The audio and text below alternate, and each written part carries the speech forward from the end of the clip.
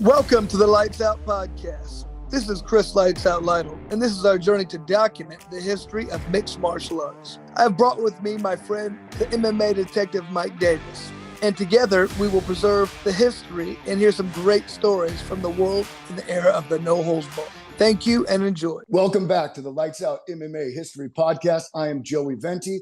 I'm with the host of the show, the MMA detective Mike Davis. Today we have a very special guest. To the hardcore fans, he's the best referee in the business. To the casual fans, he's the ref with the crazy dreads. And to me, he'll always just be the first guy who ever kicked me in the head. Welcome to the podcast, the reigning MMA referee of the year, my friend Herb Dean. Thank you for being here. Woo! Thank you for that intro right there. And so I've known Joey for a long time. Just as so the anyone listening, we all started out together with Larry. That's where I met Joey. Where was it? That was on was it on Garvey Street? At the Boys and Girls Club was the first spot. Mm-hmm. Yeah. In 98, 99, something like that. Yeah. Was I thought it was before that, before 98, 99. That's when I got involved. It was like in 98. But by that point, Larry had already been promoting shows. So he'd been doing it. Right. Okay. So I was already there with him before that. That's right. Okay. Yes, you were. I think you knew Larry, but I think I was I had been training, and you had already known him, but I was training with him before you started with us, right? Okay. Right. Let's get a foundation here. Larry Landless is the guy you're talking about. So Herb, what was your core group of guys from the very beginning? Okay. From the very beginning. Well, okay. So as far as my martial arts history, when I was a kid, I used to, do some karate and some kung fu and, rec center stuff. I learned how to kick and things like that. I've always loved martial arts. And then who started teaching me how to box? I had a friend who had been doing some boxing, and he taught me some boxing fundamentals in the backyard. He was a guy I met at school. He was, we both had library as our elective. We would organize the library. It was just two of us. And that's where I met him. And the lady there, she always was looking at him like he was up to something. So it turned out that he was like a tough guy. He was like, from gangs and stuff, but he was real skinny, but he could fight really good. He was not afraid to fight big people. And I watched him first time I watched somebody real skinny with just speed and accuracy, beat up these real tough guys that everybody was afraid of. And he was my friend because we like to talk about comic books. We're both nerds, but he was a nerd and a crip at the same time, I guess. I don't know. But anyway, that's how I started learning about full contact martial arts. And then another friend of mine who I went to school with was a kickboxer. His name was Kevin Schumann, and I would go to watch him fight kickboxing. I was like, okay, kickboxing. I know how to kick. I know how to box. But what I watched him do was crazy. We were still in high school, or just out, and he's fighting, grown up dudes from Asia with tattoos. And it was, I think Southern California had a pretty cool kickboxing scene at the time. The amateur scene, because the pro guys were still guys with the pants and the pads on their feet. But the amateur scene was a really tough scene because guys were doing leg kicks, and a lot of guys didn't know about it at the time. And so that's where he introduced me to Frank Trejo, who was his trainer. And I didn't know what an honor it was to get to train with Frank Trejo. I kind of learned that as I was there. I would, showing up. He was at a karate school, at an Ed Parker school, but he had a group of guys that he trained kickboxing, and he spent time with me and taught me how to, do kickboxing. And that's where I met Zane Frazier. Zane Frazier, I think it was started out when I first met Zane. Zane was doing karate, and I was like, man, that guy should kickbox. He's like an amazing athlete. I mean,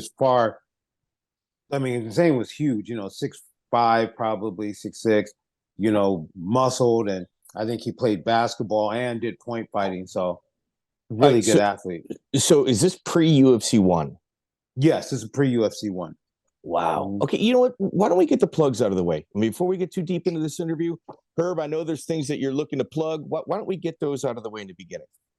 Oh, well, not a lot of things that I'm looking to plug, but one thing I should plug is definitely that I have my MMA referee course, and Savant and I are going to Savant. I train with Savant. We'll talk about Savant also, but at the Fight Academy, and before he was promoting a show called The Proving Grounds, an amateur mixed martial arts show. And we're bringing that back, and you're going to hear us talking about that more. And also, I do it in conjunction with my MMA referee and judges course and inspector course. And so that'll be happening the week before, and then it'll accumulate, and the officials shadowing at the MMA event that we're going to be hosting. And that's going to be the weekend of April 20. I think it'll be April 28th. We're going to do the show on a Sunday, and then the training course will be Wednesday, Thursday, Friday. HerbDean.com is where you find out about it. And is that in California? Go ahead, Joey. As a graduate of the course, I just want to say I highly recommend it. Look at that certificate. Look at that certificate. That's right. That's right. Now, it's got a picture of me pointing to your name. That's right. I went to make a certificate, and like at the printing company I go to, this guy, he's like a cool old guy, like a cool old guy with the ponytail, and he's like, why is your certificate so boring? Here, I'm going to make you something. I was like, all right, okay, let's go with it, That's actually pretty cool. That's pretty cool. So you got your certificate, is that in Los Angeles? It's in Los Angeles. People from all over the world come and go to it, and it's a cool thing I'm excited about. But just so I'll say it again, HerbDean.com is where you find out about it. But what's really cool about it is that people from all over the world come. In California, we have a really organized, they do so many matches. And so now the way we do the course, we go with everything from the beginning. You start out as an inspector, so you get an inspector certificate. So you're shown how, from a regulation point of view, to set up a match, all the things that you're supposed to do. Then we do judging and also refereeing. So that's in LA though, correct? Yep, on Pasadena. Okay, so that's actually the weekend of Knucklemania for BKFC. Okay. So you're looking at a multi-million-dollar fight card with people coming from all over the world just to see that, and they might be able to double down and slide into your course. Yeah, and also our matches are going to be on Sunday, so Knucklemania will probably be on the 27th, right? On the Saturday. On the Saturday, yeah. Yeah, so, and our show. Wow, I didn't even think about that. Wow, that's good information. Yeah. So, Joey, anything you want to plug? Savant Young, a name that we trust already. Yeah. Pasadena Fight Academy, all levels, all ages, from just jiu-jitsu to people starting amateur MMA careers. Highly recommend it. I do color commentary. I do color commentary. If you guys got an event or a function that you need somebody to host, I'm your guy. Herb Dean, all right, you told us your start. Let's talk about Zane Frazier. You brought him up. I can't let that slide. Was he as loud then as he is now in regards to his personality? That kind of grew. He was a little bit, but maybe we all were loud. But no, I think that started growing more and more. Because we spent time together. We trained and sparred together before MMA and doing kickboxing, and Zane was a really Zane was a big athlete, you know what I mean? So, we had a lot of fun, and we're there at the karate school, the Ed Parker's Kempo, and that's where Frank would use that to train the kickboxers, but also where there's times where we would just be training in Frank's garage, so I got to spend a bit of time with him. But yeah, I'll tell you that Zane became that personality started to bloom more and more, Joey and I did 2 interviews with him where I think it was, a good interviews, 70% guest speaks, 30% we speak. I'd say it was about a 95-5 with Zane. Mm-hmm. Right around there. One of the wildest listens that we probably had all last year. Yeah, no, Zane is a lot of fun. Did he tell you all those stories? Did he tell you the Frank Duke story and stuff that? He talked about beating up this guy, beating up that guy. You just mentioned him. Yeah, beat him up too. You know what I mean? It was one of them. He had us post the affidavits from the LAPD after the assault, everything. Yeah. I loved it. Oh, wow. Okay. Yeah. That whole he's got a lot of stories. Yeah, the whole gangster rap thing of here's my arrest record. Man, it started with Zane Frazier beating up Frank Dukes. Oh man, yeah, I heard that story. I heard it from Cecil Peoples. Cecil Peoples was there. He watched it. You got to have Cecil Peoples on your show one time. That'd be good. Have you had him? No, Oh not yet. man, Cecil has so many funny stories, and it's all like that, 60s and 70s, like the real karate era, all the way through. So it's like, I mean, it could be like it's hilarious. He has stories about because Cecil and I spent a lot of time riding around in a car together, driving all over this part of the country, refereeing fights, and so we'd be in the car for like 10 hours or 8 hours, and he'd be telling me the story of time Jim Kelly, fought this guy, and he showed up with like the full like 70s outfit with the fur trench coat and two girls and everything. Yeah. So your referee career started prior to your MMA career, your fight career. Yes, I started refereeing. I had one slap fight, I think, before that. It's about Larry like one of the. events. Yeah, I had one of those. Well, actually, was the time when Larry took us up to the Shamrocks, and we went against their guys. They didn't put any of their guns in there, like Mikey Burnett or anything like that, but they're other guys. So when you say when you say slap fighting, you mean like pancrase rules? Yes, no, not slap, not what you guys see today, where people stand there. Yeah, that's right. I gotta specify pancrase rules. Did you ever referee any of the headbutt era matches? It's possible.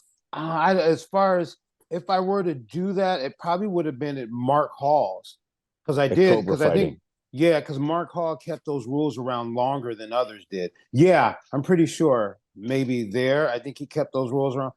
I'm not sure if I know I refereed some of the kick, and let me think, headbutts. I'm pretty sure I did referee headbutts. Yeah.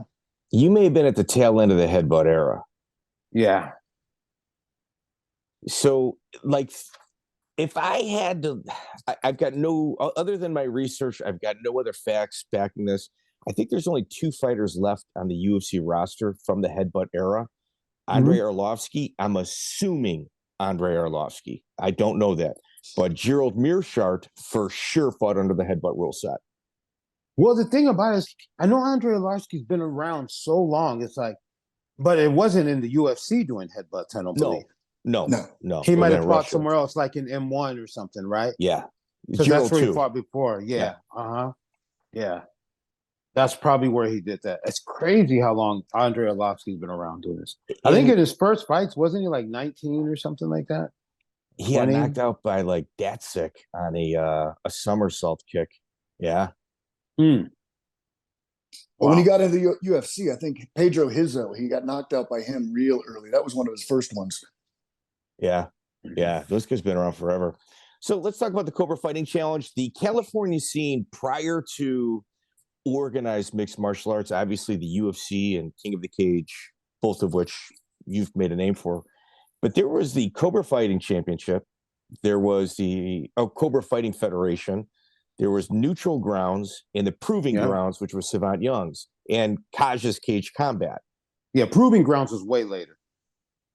But Kajas Cage Combat, were you involved with any of that stuff? I just was there as a spectator, or if some of our guys were there, I was going there with them just to support them. Maybe I think we had a guy, Josh, who fought in Neutral Grounds. I went there to help him out, corner him or something, or give him a ride there. So I never participated in Neutral Grounds at that level. I did go train at their gym sometime way later down at 228th Street, and but I was just watching it. That was such an amazing time, though, right? It's great.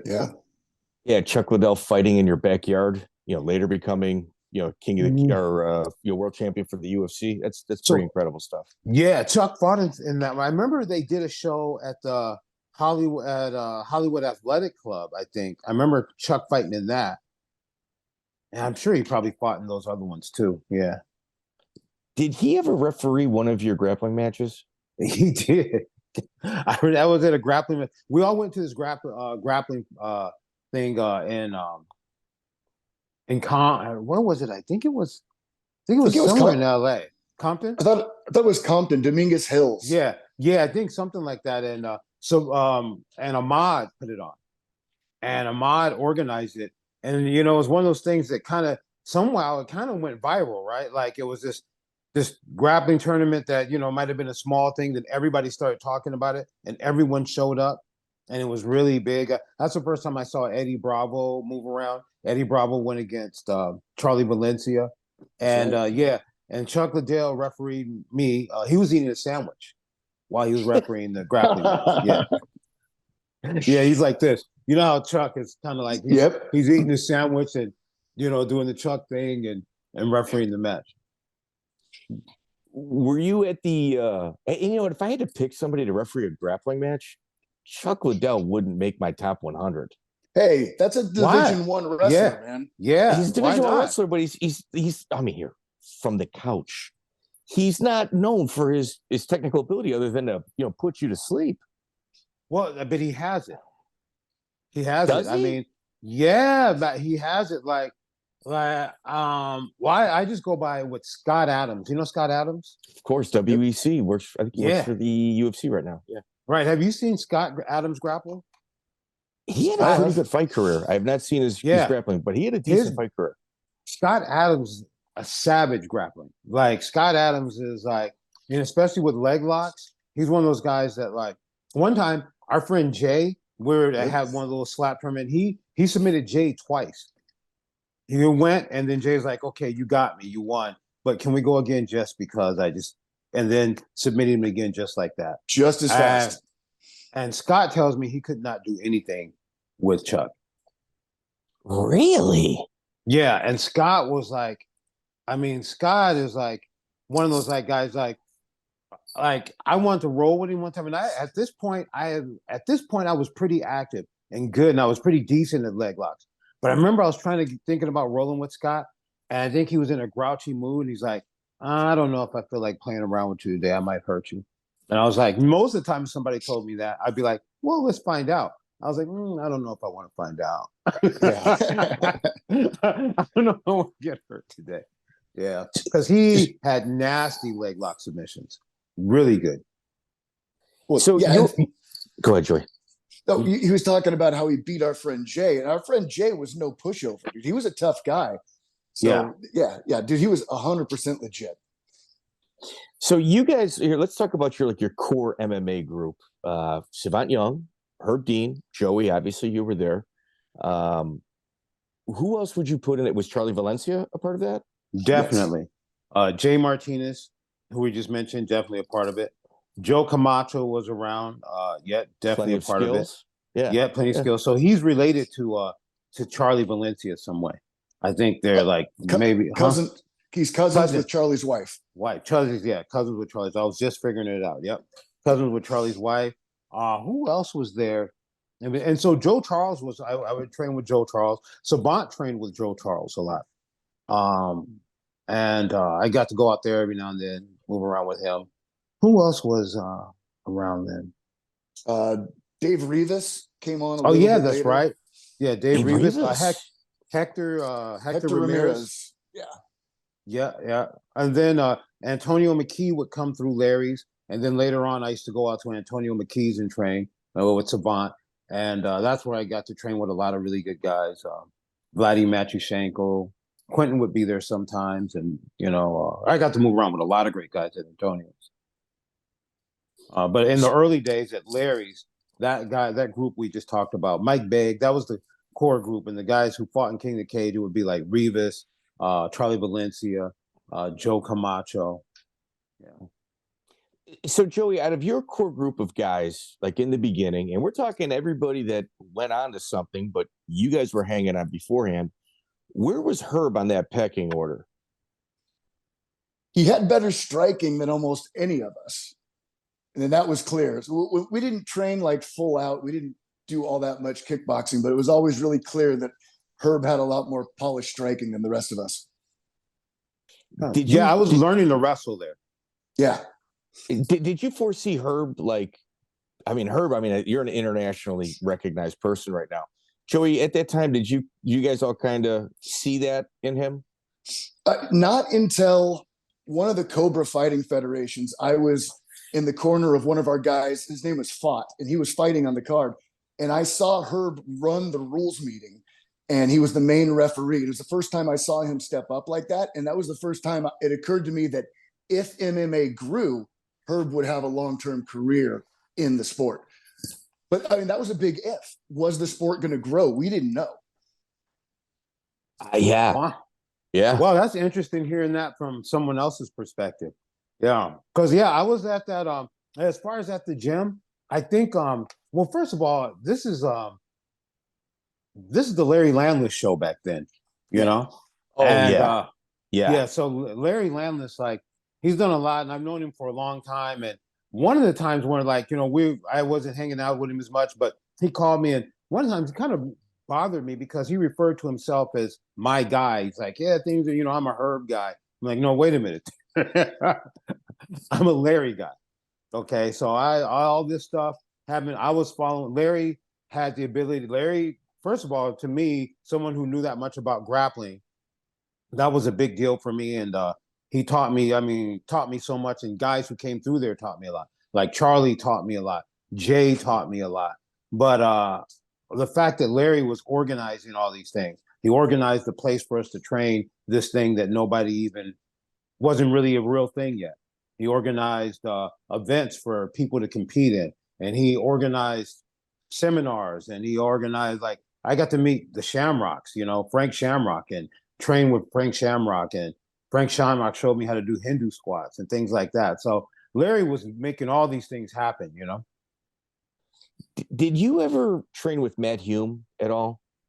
No, you know, I never trained with Matt Hume. I might get to sometime soon because I work with him a lot now, and they train every now and then. But the only time I have met I interacted with him, but my most interaction with Matt Hume was when Pride came to Nevada, to Vegas, and he was giving me. We all went out to dinner and talked about the differences between refereeing in Japan and refereeing here in America, and just the differences and how they would like to keep a lot of their Japanese flavor and where it came from, and the certain things and why certain things were done a certain way. And I learned a lot, and it made me think about refereeing a lot and kind of understanding just hearing that. So that was a really good conversation for me. But no, I'd never trained with him. Okay, so Herb, there's one thing performing a job and doing it well, and then there's another thing taking control and command of the job and giving orders and taking that that head position. And you obviously, like you obviously have that in mixed martial arts. Where do you think, like, in your career, were you able to kind of gain that confidence in order to assert yourself the way that you do? Well, I think I wasn't afraid of being in front of people, and I'd organized things on my own, things, you know, like I know Savant from, when we were younger, we used to like to do open mic hip hop. I used to organize events, and I organized open mic thing, you know, like Eminem's 8 Mile. I had one out here in California. I used to, it was after hours at the E-Bar. And in that days, a lot of people knew about it. People knew about it from both coasts. And so I was used to being a little bit of an organizer myself, you know, but in this, I was definitely following Larry. Okay. And I think Larry, you know, he gave me some trust and position because he would bring all of us guys, like Joey included, to help him out. And, you know, as far as for all the positions, like the inspector positions in the back, making sure, teaching guys how to inspect gloves and things like that, and how the walk should be done to make sure that once you had inspected it, nothing comes in contact with it once you've approved it. And he would bring us to do it. And he gave me a little position to keep an eye on things when he wasn't there. If I had to pick one moment where I had to stop and pause, yeah, it would have been UFC 86 and say, hey, man, this guy leave him alone. Let him do his thing. You better worry about other people. UFC 86, the Patrick Côté versus Ricardo Almeida fight.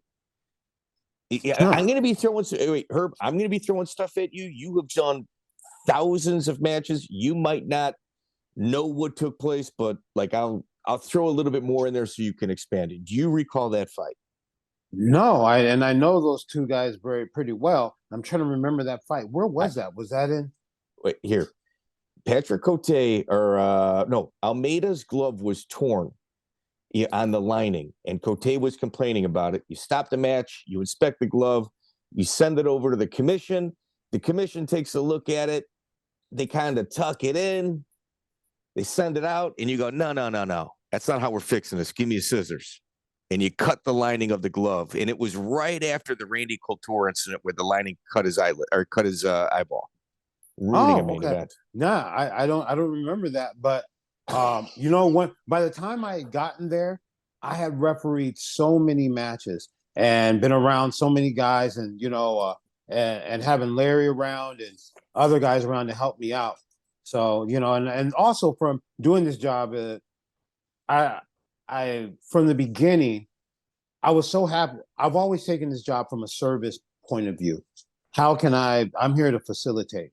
So how can I think of the best way to do a workaround when we get here, you know, early days, inspecting cages and everything was always falling apart. And I'm not coming from a point of view of, hey, this isn't working, and I said you can't do it. It's like, okay, how can we fix this? So that's what I'm always trying to do. I think that's the most important thing. It's just, let's have a positive outcome like this, whatever negative it is. Let's just kind of get it to where everybody's comfortable. That's super important when approaching issues. Joey, in our prep for this, one of the matches that you had mentioned was King of the Cage 11, September 29th, 2001, Bobby Gamboa versus Charlie Valencia. Yeah, this was the first time they fought. Charlie does an overhead slam of Bobby Gamboa. Gamboa's shoulder pops out.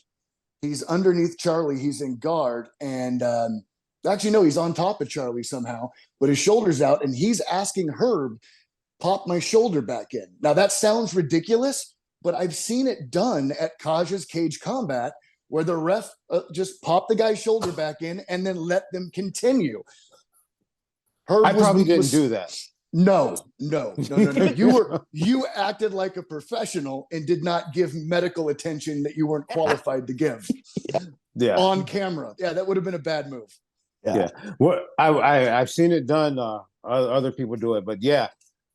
I definitely wouldn't have done that. But you know what's so funny? There's so many things, like when I think back about those days, so many of the things we did were like, we would not do today. And it was all learning in process, you know? And we had so many rules, like so many things or traditions or rules, like the fact, like in other combat sports, do we always ask people, are they ready before they fight? I think it's only in MMA, right? Are you ready? Are you ready? You know what I mean? Boxing doesn't. No. Boxing doesn't, kickboxing doesn't. It's Big John did it, so we all do it, you know? We have to ask them. This is something more than everything else. We got to ask you, are you ready for this? Are you ready? Did you ever attend the Hitman fight promotions of Paul Herrera, Tito Ortiz? Yes. I'm not sure how many of them I did. Was there one? Which one are you thinking of? I think there was 3 that they did, 3 in total. Okay. Now, there was one that they did that was a lot of fun. There was one on a Indian reservation. I think it was the Kahia Creek. I think it was where it was at. Is that the one you're thinking of? Well, there's no video. Video doesn't exist. But this is the promotion where they went around the rules of the state of California and said, this is just a movie shoot. Here are our results, and whatever happens, happens. And the fighters were kind of in on it, saying, hey, man, we're fighting, but we got to get around the commissions and rules by saying it's a movie set. I'm not sure if I was at that one. Maybe. That was at like 2 of the 3 of them. Okay, well, I was at one where I'm pretty sure it was Tito's show where, and it might have been 1 or 2 that I did. But you ever see that movie Here Comes the Boom? Yeah. Okay, and it has all these funny things that happen at fights. Of course, yeah. Okay, yeah. So the guy who was the advisor for that was from around the fight scene. I forgot who the guy, but he was a trainer, and he was there for all of these events. And all those funny things that happened were at events that we had been at. So remember the part where heavyweights are fighting and one guy body slams the guy and the whole cage falls apart? Yeah. That happened at that event. And one that of the was Hitman. There was a Chael. There was a Chael Sonnen event where it broke the boards, and they were told you can't fight in this area of the cage. I think he was fighting Mayhem Miller. Was it Mayhem Miller or was it Babalu? I think it was Miller where the cage broke. Okay. Now was that Mayhem Miller in? Because Mayhem Miller was probably in the Here Comes the Boom. Was that? Are you talking about in the movie or? Are you no. Against Chael Sonnen is where the cage. Right. That's what he said in our interview. Yeah, it might have, but that cage might have, because I think one of those events, I know that cage that I was really afraid because heavyweights were fighting, and I think Scary Jerry was fighting. Scary Jerry was fighting the Titan, Jimmy Ambrose. These guys are huge. Yeah, these guys are huge. I remember that. That was definitely me making a mistake right there. I remember Jimmy Ambrose had him in a head and arm choke, but it just looked like a head and arm hold because, I mean, there's a certain position you have to be in to make that choke successful. And it looked like he was just holding him down. But I stood him up. And he was like, no, I don't want to get up. I'm like, yeah, you have to get up. So then he ends up knocking him out. And after that, I refereed him again, and I see that same position, that same choke. I'm thinking, there's nothing here. Why are we going to lay around there? And he choked someone out. And I'm like, whatever I think I know. The bottom line, when two people are that big, stop trying to think you're some little choke nerd or whatever. You know what I mean? You got to respect it. But I remember that happened at that event. The cage fell apart from the big body slam. Yeah. Wow. What do you know about that event? What made you think about it? Well, there's a little bit of a mental illness, OCD, that goes into our preparation for this.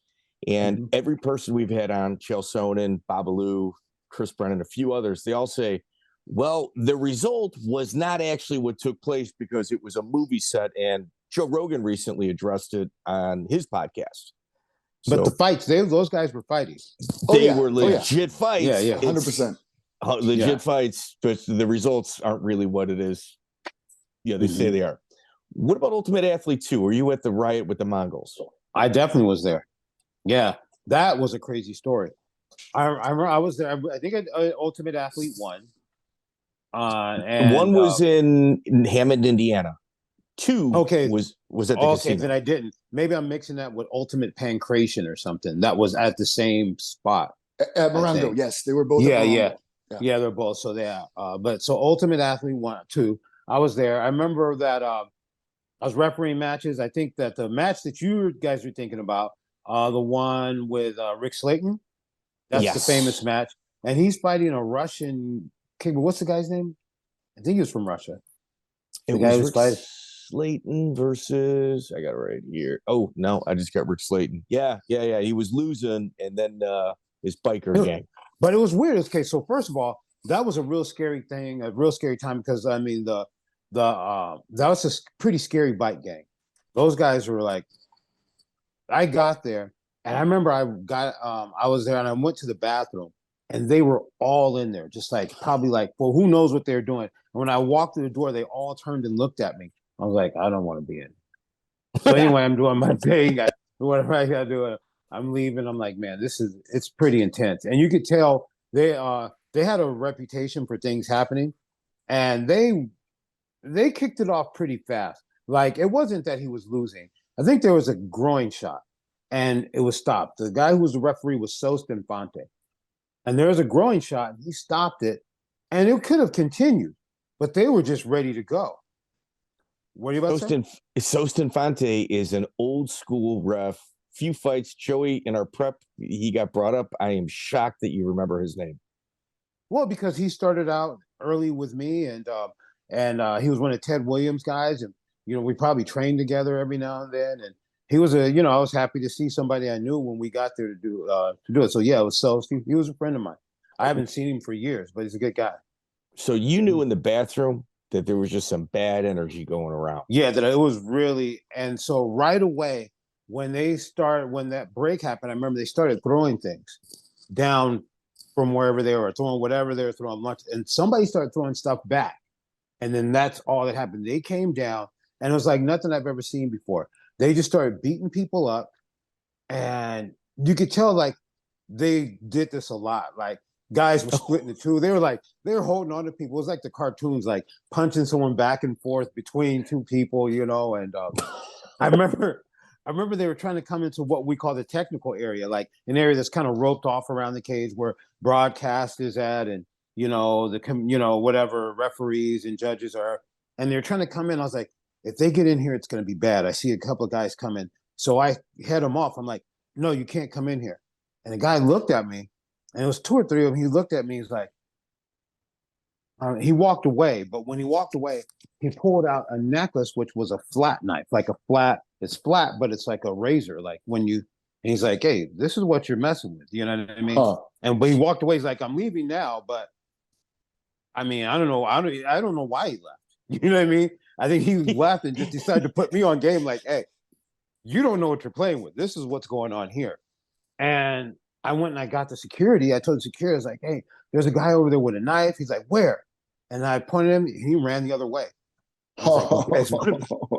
And then they just started going. They were beating people up. And I remember they're beating this guy up on the edge of the ring. This girl jumps in the ring. I guess it's her boyfriend. She's kicking him through the ropes of the ring. And they grab her and they're trying to pull her out. They're going to beat her up. And Sost and I, we're hanging on to her. And we're kicking these guys, trying to pull this girl back in. We get her back. And then it was like on one side, all of the chaos, most of it happened on one side. And on that side, it was like a movie scene with like people holding knife wounds. A lot of people had been stabbed. And with everything you see in the movies, like, hold on, don't let go. All the screams and that whole war scene looked like. Then I remember on the other side, my parents were there. And they were next to the with the Indian reservation guys, the guys, the tribal commission. Those guys were laughing. They thought it was all funny because all of them are armed to the hilt. Wouldn't have been a good scene, So they felt very comfortable. Yeah. What did your mom think about your career choice after seeing that event? Well, I mean, she's like, well, she was sitting next to them. So she didn't see she was like, wow, that was crazy. But people who were sitting on one side didn't see the chaos that happened on the other side. So me standing in there, that was one of the things that was a big contrast for me. It's like, it's crazy how just a few feet over, people can be so oblivious as to what's happening on this side as to these guys over on this other side. So they were on the good side. I was going to say, because MMA didn't have a great reputation anyway at that time. Mm-hmm. So I think she would be telling you, get the hell out of this event or get the hell out of this profession. They were used to me doing silly things. Yeah. That's cool. That was like, this is Herb again, Yeah. King of the Cage, you guys had a all-star crew in regards to people working it, whether it's behind the scenes or in front of the cameras, one of which was Rafiel Torre. I've never heard you go on record speaking about your interactions with him, and obviously you guys knew each other. Oh, definitely knew it. Yeah. I remember Rafiel Torre. He was he was there. He was a big part of the scene. He was really outspoken. He talked a lot, you know what I mean? And he was one of those people that kind of like, there was some, first of all, I trained with Robert Ferguson a lot too. And him and Robert did not get along at all. Wait, you talking about Prince of Leglocks, Robert Ferguson? Yes, exactly. Come on, bro. Yeah. I spent a lot of time with him and Ahmad, and we all and so they didn't get along. And so what was the reason? What was the reason? I think they just sparked. Both of them were pretty active early days on the underground, and so they would end up sparking off at each other, and that was that. And so anyway, they didn't get along. But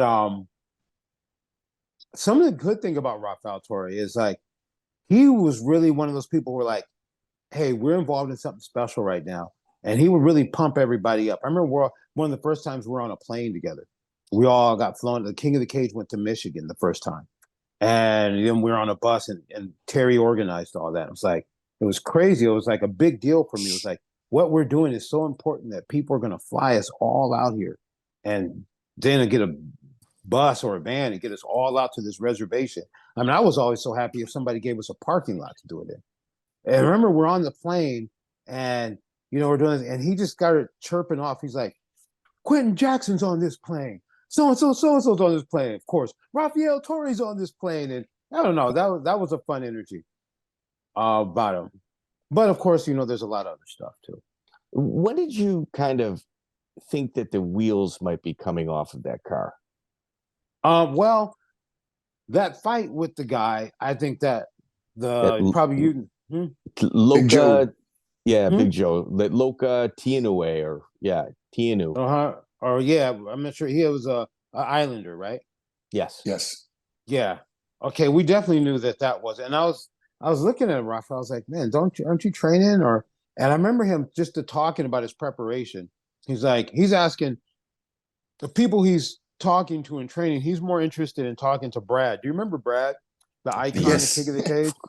He was the guy that opened and shut the door. Yes. Yeah. So he was more interested in how he was going to look in there from that aspect. I'm like, well, why are you spending all your time talking to Brad about training tips? You're about to fight. He's like, well, no, I know I'm going to win the fight. I just want to look good. So I just want to spend some time getting some pectorals. And I was like, And then you saw the fight. Yeah. Huh? I think, Herb, that was a politically correct way of saying he's looking for some gear, and he was talking to Brad. Yeah. But he just wanted to make sure he was looking good, not about. He went to the right guy. He went to the right guy. Yeah, he went to the right guy because he knew he was going to win the fight. That was already. Yeah. You reffed that fight, right? I think it was Larry. I'm not. Yeah, was it I'm not Larry? sure. Okay. Yeah. And then when you heard all the stuff that came out about that was just with him and the lady and the whole thing was just that was horrible. Yeah, April Richards and Gerald Strevent. Yeah, we just had Gerald on. We had Gerald on a couple of guests ago. Mm-hmm. And where people really come down on Gerald is, well, you didn't come up sooner, in regards to the murder for hire. And Gerald's response was, well, I wasn't sure if he was really lying or just like bullshitting me. And you could sit here and go, okay, roll your eyes at it. But Chris Brennan, Eddie Bravo, and Joe Rogan all had to also go testify because they weren't sure either. And it's the truth because you never know what he was going to say. There's times where, there's, Kumite champions and this and that and that or whatever. There's always something extraordinary going on. So those guys, the way they felt about it was absolutely correct. You never knew. In here, let's even push it further. So Rafiel is the type of guy to where he's going to give a gun to somebody and go, yeah, man, I really had to do something and really embellish. And if the police case was so strong, they would have charged April Richards as well, but they never did. They never even charged his wife. Really? He may not have done it. He may have lied himself into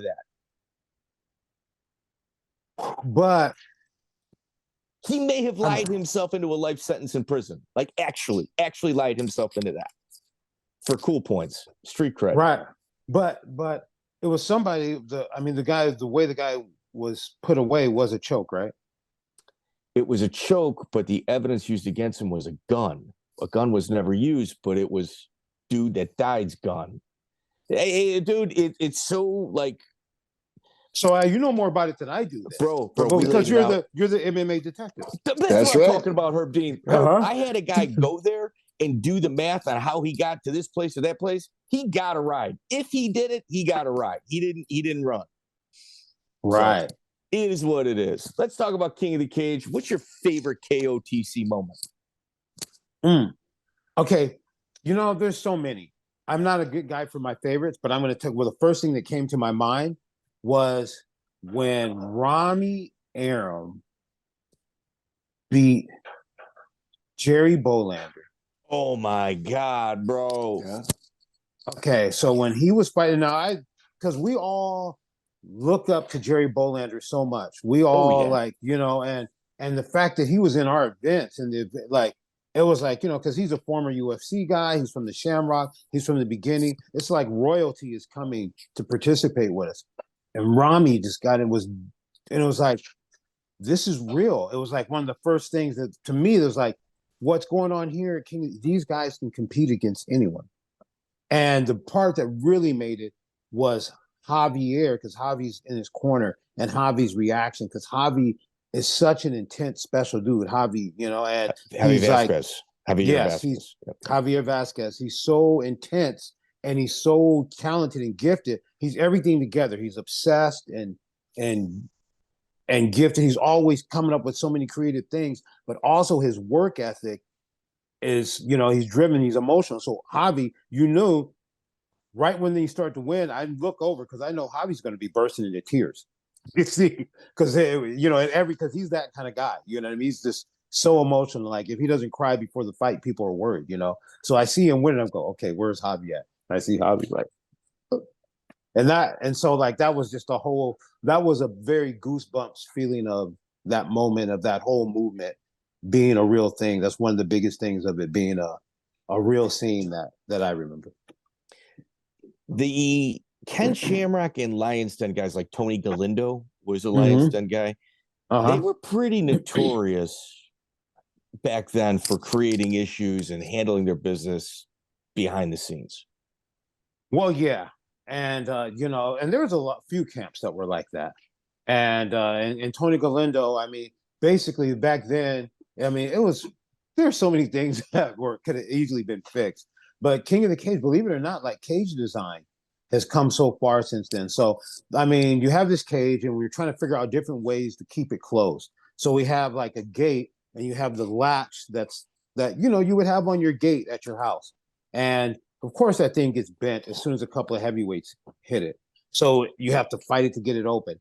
And so back then, part of the sport was how many times can I beat on the guy before the referee can pull me off? And if he's in a bad position and I'm strong, how many times can I get him, sock him up before the rest of the referees jump over the fence and help him? Because they're going to have to jump over the fence because once a couple of heavyweights have messed up the latch, you couldn't get it open.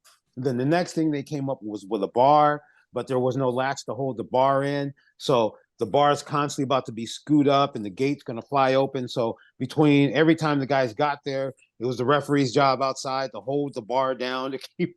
It was crazy, but that was fighters used that bar to their advantage. Like Joe Stevenson did it. Joe Stevenson and Joe Stevenson was the expert of that. Joe Stevenson knew exactly where. First time he took somebody down, he was going to bring them over to another. But that's a different bar I'm talking about. There's a few bars, but that was a rabbit trail. But what I'm saying is that in the early days, every fight, the referee was responsible for wrestling the guy off.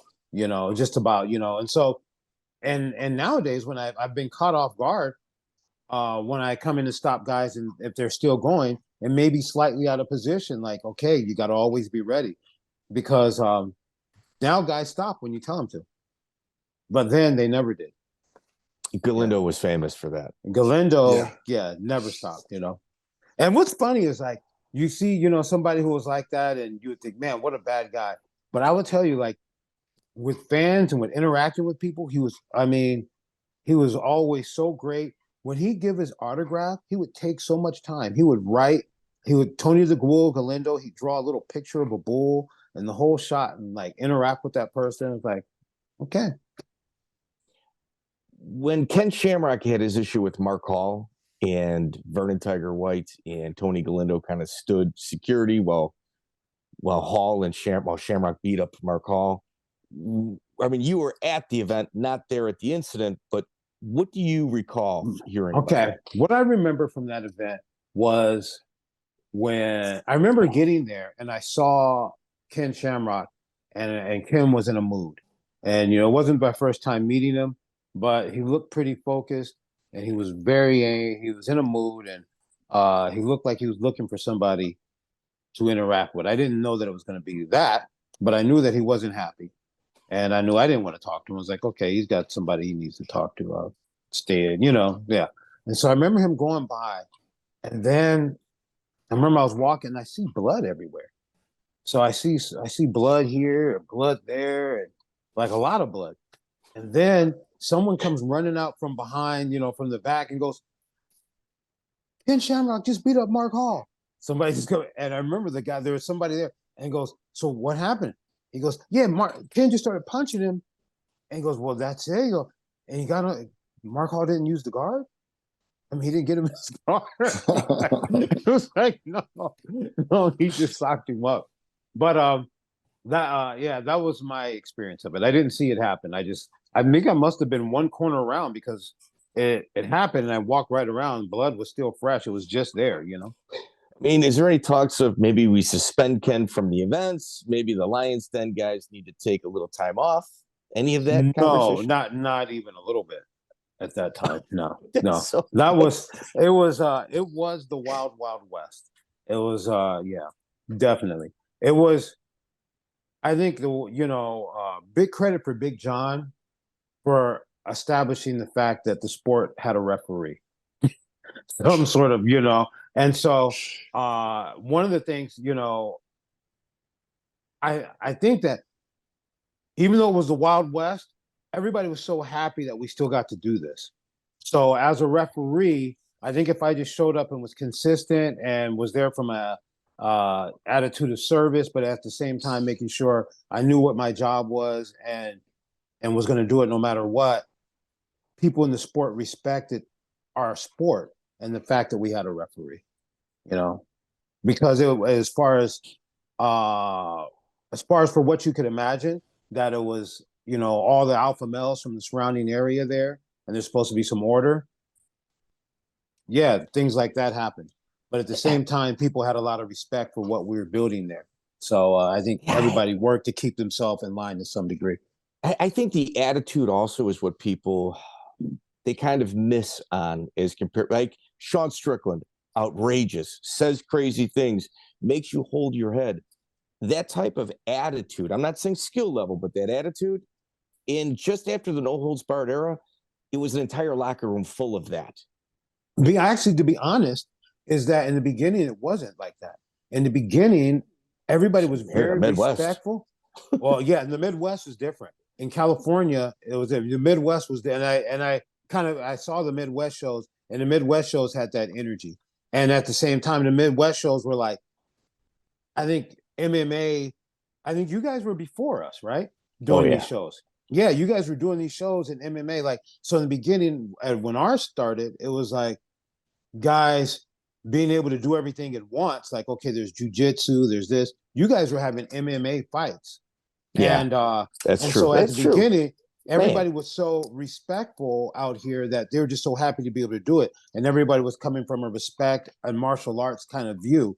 But Josh, I think his name, I don't want to tell people Santa Claus isn't real. So I don't want to say what his name was, but I think I know his name because I trained with his brother also, who's a really good wrestler. But anyway, he was the first one like, oh, so you're a bitch ass, whatever, and you're a bitch ass, and you're going to get knocked out, and then I'm going to knock his bitch ass out after that. He was the first one to start doing that at King of the Cage. Before Antonio McKee? Maybe. Or maybe not. I'm not sure. But Antonio throwing bitch asses around is such a regular part of Antonio's vocabulary. You might not have caught it. It might have been right. No, I got to spend a lot of time with Antonio. Yeah, the Antonio's one, but it was a shock when Dips first came around doing that. But I think, and there are some other guys who were doing it, but a lot of guys, most of like MMA out here back then did not have that vibe. I remember when that started changing at King of the Cage. And the trash talk started happening. Back then. What do you remember, Joey, as far as for being out here at that time? No, I agree. In the very beginning, it was super respectful. And I don't know if it's because in California, we're more spread out. So maybe being the tough guy in your neighborhood, maybe you didn't get tested as often as the Midwest guys. I don't know. But it did start off as super respectful. Like if I ran into another guy with like a tap out sticker on his car, that was always like the nicest guy. The fact that you train and I train, like we were going to be fast friends. We had something in common. But no, I think because it started out there first and in the Midwest and with the way, but also because it didn't come from martial arts gyms, right? It was mainly like guys who just wanted to fight, like Wrestler wrestlers versus and karate tough, guy. and just tough guys just fighting. It Audience. wasn't like, Yeah. like it was audience. like it like came out of like so it was a little bit different, And Your guys first- who came out, had a lot of from the Midwest, guys that had a lot of experience already when they were coming out here, Yeah. Well, here there was a lot of jealousy of the West Coast from the Midwest because the West Coast guy would have 4 or 5 fights and be in the UFC. And meanwhile, like Josh Neer or Phil Johns, let's go old school, Phil Johns, they'd have to have like 25, 30 fights before they'd even get a look. But then again, California, you guys had a higher caliber of athlete because you can train year round and they're a little bit more seasoned than the Midwest guys. And that's a fact. That's a fact. Yeah. Well, it's weird. It's more. I think we have a mecca of martial arts. So it's like some things were more seasoned, but as far as for having a place where you could go punch somebody in the face, I mean, some of these shows were like weekly, right? Like at a bar, like big bars, and they're weekly having weekly MMA shows where they're going no holds barred, not slap fight, and it's right in town, Whereas to punch someone in the face in the beginning in California, that wasn't legal until like 2006. You had to go out on an Indian reservation and in the city you had to do a slap, So it's hard there's not one way where you could say one scene was so much more advanced all the way. These guys did more one thing, and out there you guys had some other things more. You could have fought like on a regular weekend in the Midwest, let's call it 4 hours driving from Chicago. There may have been 12 shows every weekend. Yeah. Wow. So that's when you got like guys with Travis Fulton with 300, 400, 500 fights on their record. Right. Exactly. That's what I was going to mention. Travis Fulton. Why. What about Adrian Serrano? Adrian Serrano. But Adrian Serrano legit took tough fights. And, the last of that bastion of guys with hundreds of fights, Shoney Carter's in there as well. Mm-hmm. Jonathan Ivey. Yeah, like Jonathan Ivey. The last of that wave. Yeah. Yeah. Yeah. Yeah. So we had a lot of guys out there. Mm-hmm. Your first fight was after you started refereeing. August 9, 2001 Gladiator Challenge. You fought Randy Halmot. Yeah. Yeah. That was I think the only time I'd had anything like that with MMA rules was I did the Shamrock thing where we did the pancrase. Then actually to do MMA was I refereed fights and by then I probably wasn't thinking I'm gonna be like a fighter. It's just like I like to train, and mainly the reason why I did it is something to kind of motivate me to actually go for a run and actually not be as fat and stuff like that. And I got to fight Randy Halmot, and everything went my way. Everything, So it was like everything that I trained, everything that I imagined. I remember I kind of faked the jab, and I'm like, okay, I'm gonna let him see the jab, and then I'm gonna throw the jab while I'm doing a switch kick, so he'll see the jab and won't see the switch. And he slipped the jab and ran right into the kick, and then he tried to tackle me. I was like, okay, I got to do something. I think he's hurt. I got to hurt him. So I hit him. And I remember I broke my hand. I remember it was weird. I remember my mind freeze framing, like that motion of him punching, that motion froze right there. Like my brain said, something important just happened. And that's what I remember. It was like a freeze frame. Then the punch hit him, and then I ran and jumped on top of him, put my weight on him, and choked him. And everything went my way. Yeah, he's out of Roseville Jiu-Jitsu. And when it went to the ground, like, back then, man, who knew what? And that was that was pretty cool. What's funny, he probably, I don't know how much training he had. I don't know. Because he was actually Uriah Faber's friend. So Uriah Faber's like, he's like, yeah, that guy's my friend. We're buddies. And, and I was just talking to him. I was like, man, everything you don't want to happen to you happened. And I was like, man, well, it's sad because everything happened for me. It makes it look like he's not very good. He's like, well, you know what I mean? So that's what, but yeah, everything, it was like a lucky thing. Everything that I threw worked. On January 18th, 2003, how do you get wrapped up in Rage in the Cage in Arizona Roland Soria is the promoter. Joe Riggs is the opponent. He says, there's hey, a lot wrong. Out? There's a lot wrong there. He's like, hey, you want to come out and fight this guy, Joe? And I was like, okay, sure. I'll come out and fight Joe. The thing about it was weird was that the rules, they were telling me that there's supposed to not be punches on the ground. There's supposed to be slaps on the ground. Joe tried to come and tell me that, hey, this is what we say, but he was trying to tell me that it's going to be the other way on the ground. But I think somebody ran him off. I don't think he's like, we need to talk. And yeah, I got in there and, had some, he threw me and I was he hit me with a big shot. I was kind of dazed. Is this heavyweight Joe Riggs or is this heavyweight Joe Riggs? Heavyweight Joe Riggs. Yeah, okay. I hit him with a good kick and a good punch. And then he hit me with a throw. And I think the throw, I was dazed. And he was like, I just remember sitting there going, what? Trying to move. And then he hit me with some punches and I was done. The thing about Riggs, if you go pound for pound, toughest, hardest ground and pound punchers, Fedor, Joe Riggs are the first two that come to my mind that are 100% on that list. And let me tell you something. That was before he really got his ground and pound game together. He was already tough.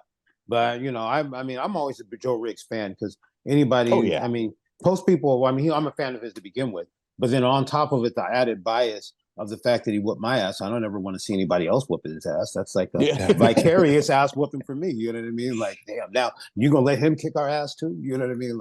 So, yeah. No, I was always a big fan of him, and his ground and pound was another level. Never saw anybody who could just turn and generate the best. I just saw him. His torque is unreal. Unreal. Yeah.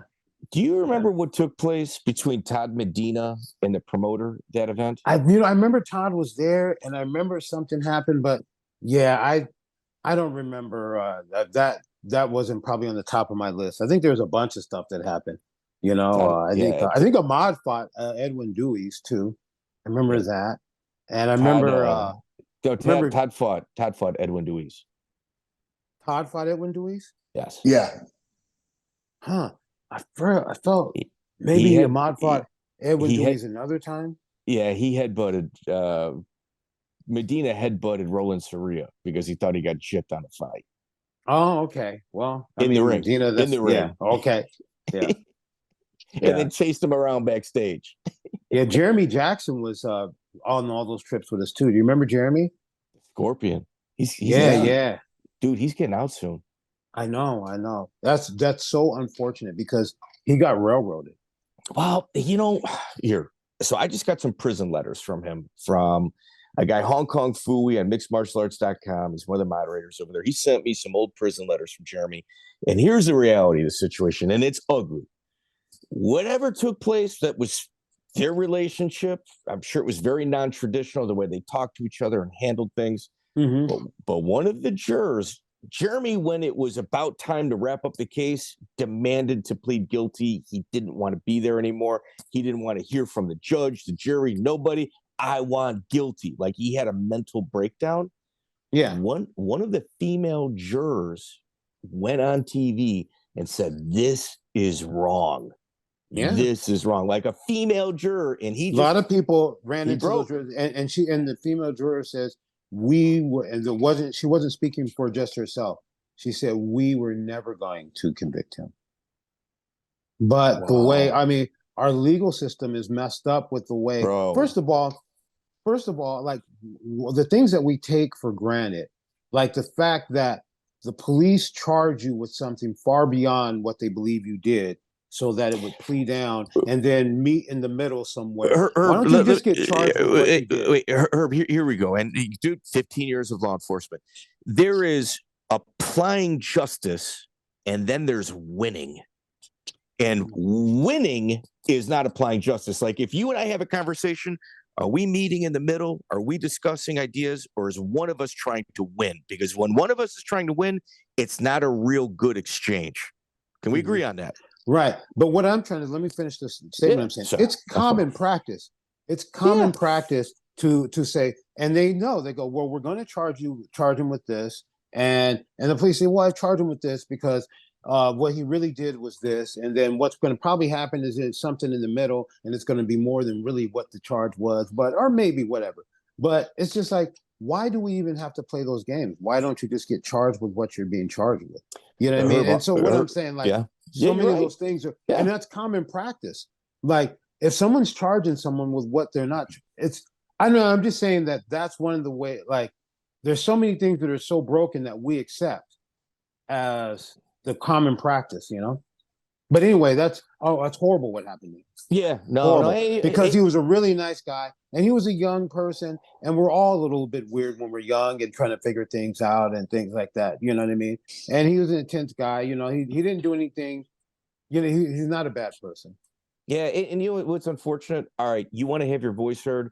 You can either take this little time right here, but if you go to trial, you're getting slammed. You're getting 100% of everything. Well, that ain't right either.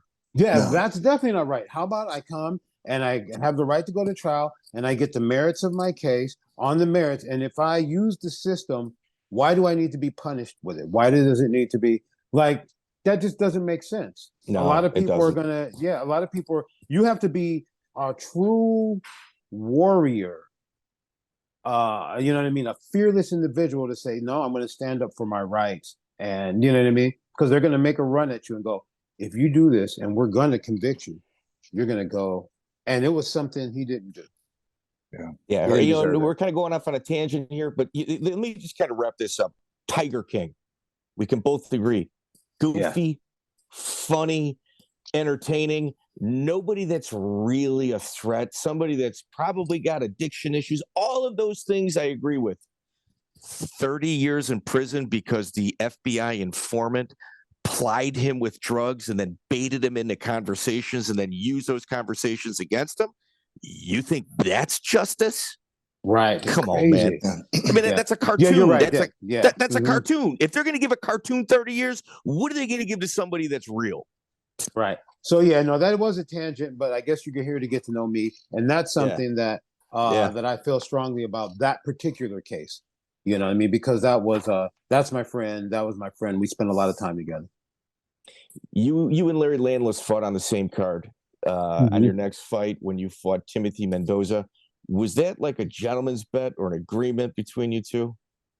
I don't know why it just happened that way. It's like, I want to have a match. We started just deciding, we're going to have a match every now and then. And then it was like, oh, well, fuck, it'd be fun. Do it on the same show, you know? Yeah. You guys ever asked to fight each other?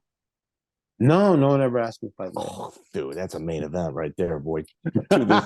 Two referees going at it. Two guys that don't want to hurt each other. I don't know that that'd be a great main event. No. No. That would be sad. But but it was fun seeing Larry do. I remember. I'm not sure which one it was, but one of them, Larry. Who did Larry fight on that? Well, on that card, did he fight Manny? I gotta go. It was KOTC Hitmasters. Yeah. Well, I just remember that Larry, he would throw. Manny Rodriguez. He would throw this combination. He'd throw this combination like ping, ping, and then he'd throw a kick, and and he would always practice the kick with the spinning back fist. Yep. You know what I mean? Like he would go boom, boom, boom, kick, spin. And I go, Larry, you're not supposed to do that. You're supposed to throw the kick and bring it back. Spinning back fist is not the answer to not bringing the kick back. Don't do it. Doing it. He kept doing it over and over again. Yeah. And he landed it. Yep. He stole the second round. Yeah. He landed it, and it was like, and it was a delayed reaction too. I remember he hit him with it, and it was a late reaction, but it was right on the chin, and then the guy falls, and Larry jumped on him. Yeah. We called that one. That one was called the Larry Hail Mary. Yeah. Because he was having a tough time in that second round, but that saved the match for him. On October 8, 2006, you fought in Spirit FC, South Korea's largest MMA promotion, still the largest MMA promotion there. And you fought Jung Choi. What about warming up in the locker room? Was there an incident involving? Okay, well, no, that was a lot of fun. Yeah, first of all, that was a lot of fun. I got there. I remember. Okay, so the promoter, Bumsuck Kim, he pulls. I remember I got a cut. I remember I was trying to get my stuff out, and he opened the door and it hit my head. I got a little cut there. But I was just saying the promoter's name to see if you could keep a straight face. That's an unfortunate name. So I was trying to test you. I remember that, and I was like, man, he's like, and when he told me, he goes, my name is Bumsuck Kim. He's like, hey, well, you can just call me BK. And I was like, no, I'm an adult. I can say Bums. I'm not Beavis or Butthead here. I remember practicing in the mirror. Bumsuck, what's happening? You know, and but anyway, at that show, Savant was with me. And also, what was really fun about that is that Laborio was there with one of his fighters, and he decided he was going to help me warm up and be in my corner too. And that was like a really cool thing. You know, I got to go to Korea. I wasn't ready for it. You know, I got off the ring and out of the plane, and they were there with, you know, media to interview me. And yeah, but Savant was there with me. And Savant's got he's a pretty intense energy. And Hector Lombard was there, and he's a pretty intense energy. And then somehow we're all near each other, and they started helping each other warm up and he was helping Hector, and their energies didn't move well together. And I guess I'm like, man, this guy's got to fight today. Yeah, come on here, try to get Saban away from him. You know, because Hector's a pretty intense guy. Yeah, but Savant's an intense guy too. Savant's funny. He can get really intense. But one time we went to he got a fight in Kansas, and I went out there with him. And he I remember they asked me to referee, and they go, bring somebody out to fight. And so Savant's like, okay, he went and took a fight. And the whole time he's been watching this Vanderlei Silva's greatest hits, but we're not fighting pride rules. So anyway. But as we're going out there, I remember he was just piling away every little bit of thing to be angry with. And man, anyway, So anyway, that what you're talking about, that happened. They were kind of arguing backstage. But Hector had a tough fight. Tell you that he won, but that Korean guy, man, none of those guys at that show were chumps. Those guys were all really tough guys. The guy who was fighting didn't look that athletic. He was kind of chubby. And he was giving it to Hector. But Hector just kept coming and, you know, eventually got him. When you look at Spirit FC, like this is really kind of going down a rabbit hole. Dennis Kang cut his teeth there. When Dennis Kang was fighting there, man, dude, the talent level was possibly the worst I've seen outside of like Latin America, where there was no wrestling at that time. Mm-hmm. And from that point to when you and Hector Lombard got there, oh my God, was there a huge difference? No, that guy I thought was tough, man. He was and like they could take pain. They could take pain, man. He could take. Well, I didn't know anything about it. He was famous for because he has this big, thick head, and he could box, and he was famous for like no one being able to hurt him. And I was like, man, this dude is tough. I remember I hit him with a pretty good shot. Yeah, you hit him with a lot in the first round. Yeah. Then I gassed out, and you know, I wasn't able to. Everything I did didn't look like it made any sense. I think I was trying to take him down, and ended up doing a sloppy. You know, I was like, I think at that point I was trying to do like the Hoist Gracie 101, Gracie Academy, the drop back trip, and ended up pulling him on top of me, and yeah, he got me with a Americana. I just had me energy left, but I had a lot of fun. Mm-hmm. Yeah, I think the key is to travel as a corner. That is the most fun you're going to have. Yeah, but I had a lot of fun that trip, actually. Even though I lost, I had a lot of that. It was so much fun fighting in that thing. And like the first round, I had a lot of fun in the first round. And I had a lot of fun in the second round. I think but by the time I had hurt him in the first round, I think like they repositioned us. Because that's the thing is like, I dropped him, and then they stood him up, and then they fixed his cut. But that's the way they do it in Asia. So over here, that was kind of strange to me. But in Asia, because of the TV rights, they don't want a lot of blood or whatever. So, okay, you're the second person that mentioned this to me. Japan, Korea, they frown upon it, which is why they didn't have elbows to the head in Pride. Mm-hmm. Is that true? They really frown upon the bloody aspect? Yeah. So that's the thing about it is like certain parts in Asia. I mean, the promoters are really serious about it because they could lose their television contract. And so, they frown on the blood, like the bloody matches. Saki Kibara was just at the last BKFC. Mhm. I don't know. I mean, here, way BKFC runs, you've got one doctor ringside, you got two in the back stitching full time. I mean, that's it's exactly what it is, the opposite of what it is that they're looking for. If what you're saying is true, but I don't know if that's true at this time. But that was what was going on during that time. Okay. They're gonna stop. They're gonna clean people up, or maybe they stop and cleaned him up. I don't know, but yeah, they're gonna. And I've been instructed about that in other shows in Asia, and that's a tough thing as far as for being a referee. As far as for I mean, I've had some couple of fights that stand out so bloody, but you know that it's nothing that's a danger to the fighder, and you're going to take a win from a guy just because it's gross. It's like it's hard to do that, You can't. But at the same time, you have something that's really gross, and someone saying like, "Man, our sport could lose a lot of eyes right here, or have the wrong impression about what we're about because this match is just so bloody," and the promoter sitting there thinking about, man, am I going to lose my television contract? Because this is gross, Yeah. Yeah. I wish somebody. Did you ever have that in your mouth, that blood, that metallic taste in your mouth because you're so close to it? You have. Oh, yeah. Any fight in particular that kind of comes to mind? Yeah, there's one. I mean, there's a couple of bloody fights. I mean, I wrestled a bloody fight. I think it was Bubba. There's a lot of blood. Yeah. There's a lot of bloody fights I refereed. Yeah. Okay. Fair enough. Yeah. That taste in your mouth, it's like chewing on dirty pennies. It's like, it's weird, man. Yeah. And, once it's there, they could try to clean the cage up a little bit or whatever, but it's like, it smells like that afterwards. Yeah, for sure.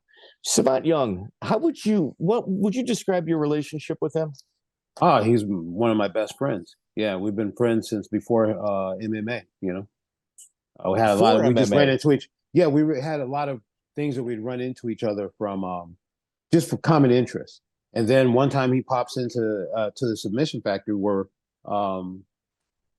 Joey and I were with Larry, and we start rolling around. I remember we were rolling, and he did a heel hook. I was like, yeah, we don't do heel hooks here right now. He's like, well, we do. Because he trained with Joe Charles. Yeah. Judo Joe Charles. Yeah. The ghetto man. The ghetto man. Yeah. Mm-hmm. He was one of your early instructors as well, correct? Well, no, I wouldn't call him instructor, but he was nice enough to let me come train with him sometimes. But I didn't get to spend that much time with him. Like every now and then I would get to get out there and move around with him, Yeah. And he was like him and Savant and Damon were there. But I wasn't like one of his core guys, just he let me come through sometime. But I'll tell you one thing, man, that guy was tough, Yeah. The one thing about Savant Young, I mean, obviously you're talking about Joe Charles right there. Savant Young, he's incredibly modest. Like I've never met him, but I know a lot about him. And the things that define his character in ways that most people can't even wrap their heads around are no big deal to him. Yeah. Really good guy. And that's why, he's have so much success in all his adventures because he's a really good person. And so if he's doing something, people usually want to be a part of it and help out. How can you not? Right, exactly. Yeah. Your last fight, Dave Legino at Cage Rage, July 14th, 2007. Mm-hmm. All the way in Europe, man. Yeah. So you went, California, Arizona, South Korea? Yeah, now I'm out there. And that was fun in a sense, but that was kind of like, I think I could have shown a lot better. I had a lot of injuries and wasn't able to train. But it was the last time I was going to ever get to fight. They told me, hey, if you don't take this one, we're going to make some rules where referees can't fight anymore. You're going to have to choose one. And I knew the world was not going to miss me as a fighter. Yeah. So, yeah. Legino, he doesn't have a pretty record, but he's got wins over Chemo and Dan Severn. Yeah. Mm-hmm. Yeah. Yeah. It was legit. Yeah. He's legit. He's no chump. Yeah, he wasn't a chump. He wasn't that people say he's not that great of a fighter, but yeah, he was a big, solid, real, heavyweight, and I'm like a small, fat heavyweight. You were also supposed to fight Travis Lutter at one point on Cage Rage 12. No. Maybe somebody told you that, but no, I wasn't supposed to do that. Really? I got their press release. No, I was never asked that. Okay. That could be a Javi Vasquez like situation where they just used a name. Yeah, no, that's, you know what? You might be right on that. Were you ever asked to cut your hair for refereeing? Somebody mentioned it that to get licensed, that someone said, but I don't know if the person who that's why I'm saying the person who told the person, because I never told to the person who said to do this, you have to. But I remember I was like, I'm going to call Al Sharpton. Okay. I don't know Al Sharpton, but that was my threat. Okay. Yeah, that's fair. Were you physically at King of the Cage 1? Was that the one on the tennis court? Yes. I don't think I was there on the tennis court one. I think I was there at the Saboba one. Okay, so that's the second one you were at. Yeah. I know you were at the third. You were for sure at the third. Yeah, I think I was at the second one. And did you understand the second? Did you understand at that time that King of the Cage would be one of the biggest organizations, the second largest organization in the world at one point? At one point, it really was. I did not. I knew it was something. It was something special. I did not realize, when we first started doing it, what it was going to be. But I remember there was a lot of big buzz about it, and man, some of the things that happened, like sometimes I was there and we'd see, there's 8,000 people drove out to the, middle of the desert for this in an outdoor arena, and it was a really special thing, King of the Cage. Yeah, I just talked to Terry yesterday. Really? He called me because we're gonna a couple of us from the old days are gonna get together and have dinner with Cecil Peoples. Yeah, hang out with the homie. Cecil Peoples helped us a lot. When we first got there, when, as far as for learning how to do things, matter of fact, just little things that that we all know now, but in the beginning, if one judge had it if two judges had it for one guy, and the other guy, two judges had it for red, and then the other judge had it for blue, they'd call it a draw. They'd call it a draw. Yeah. And if there was, that was crazy. It was crazy. Yeah. And then see some of the other things, there's a couple of things like that.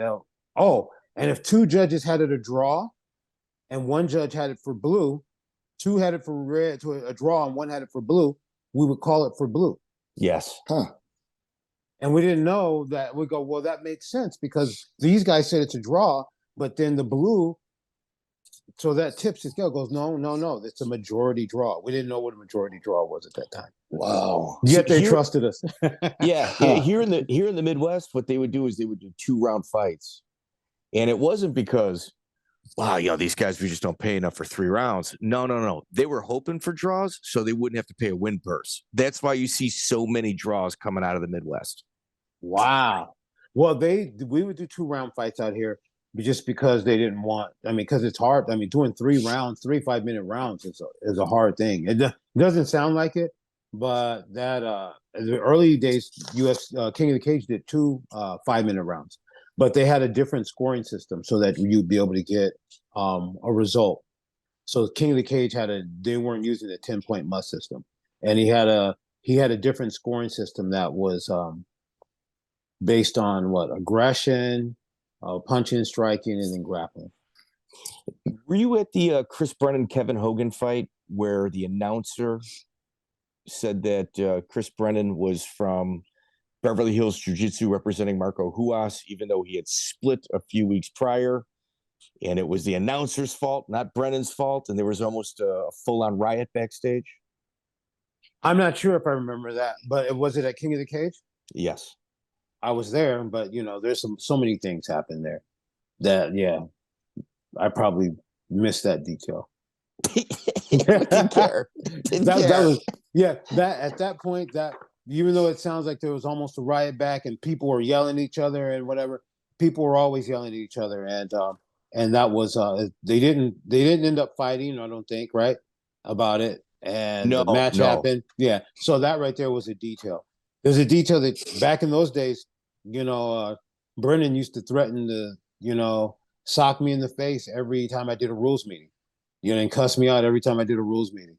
And that it became my joke. It was like, hey, you guys can cuss me out, whatever. And that's how it started off the rules meeting. Chris Brennan cusses me out every show, but we're here and we're doing this. So how about we just skip the formalities and get into this part, What about backstage when Obake and Don Frye? Don Frye. Yeah, they had their incident. I remember that. I remember they were really about to get into it. And then Don Frye's like, no, I can't. I remember him saying, no, I can't give this away for free. We're going to give it away for free. Don Frye really said that? Yeah, he said, we can't give this away for free. I almost gave this away for free. What a fool. Wow. Man, yeah, because they were mad. They were upset over the way he had choked his guy out, right? Choked the guy, but he was Dave Benito, the guy from Canada, but he was so disrespectful about it, right? Choked him out and was like, just threw him on the ground afterwards. And I don't think that and I think he probably had some words for Frye, but I don't think he was he gave him a finger. I think it was the way he did it was a drunk Don Frye. He gave the finger to a drunk Don Frye. That's even more dangerous. Obake had so much style, you know what I mean? Because he did it let me do all the things I want to do. Do this, choke him out, throw him down and bam, you know what I mean? It was just all at once, yeah. Oh, the crowd was wild too. That was a hell of a moment. Wait a minute. Wait. We're winding up. I can't end this interview without talking about Chris Lieben and Brian Sleeman in the WEC. I think it was WEC 9. I'm going from my head. Right. Now you saw that fight, huh? All I just remember. Herb, if you look at my Fight Pass account, I'm in that 1%. I don't have another. But my wife hates me because that's the only thing I freaking watch. Sorry, go ahead. That was a fun fight. That was I think to me, I think that was the first time I'd ever refereed Lieben. But I had refereed Sleeman quite a bit. So I was kind of used to him. I kind of knew what little bravado. He's a rowdy guy. His bravado, he has no give whatsoever. He's going to fight a bunch of people that you think are going to beat him, but he doesn't have any quit. And also that if things get a little dirty, he's right there in his element, Right. And that describes Lieben too. So I didn't know that much about him, but there was a lot of groin strikes and weird things like that, and a lot of getting things back together and talking to Sleeman, and he's like trying to headbutt me, and hey, come here, a friendly headbutt, like, yes, I'm going to follow the rules type of a headbutt, Okay, all right. So this is Herb. You have to watch this fight again.